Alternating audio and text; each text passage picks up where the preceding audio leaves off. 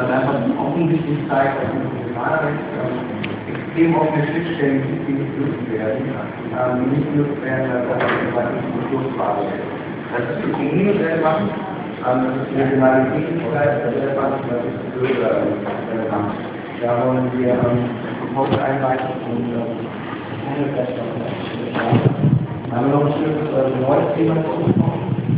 Das nennen wir das Globalthema. Wir wollen untersuchen, was das EU und US-Plattformen hantieren.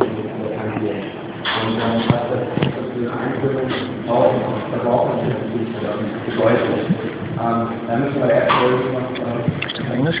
Nee. eine inhaltliche Analyse starten und vielleicht auch die Punkte, die jetzt gerade im Raum stehen, aufgreifen und sagen, inwieweit können wir das in einer offenen, starken, staatlichen Prozess in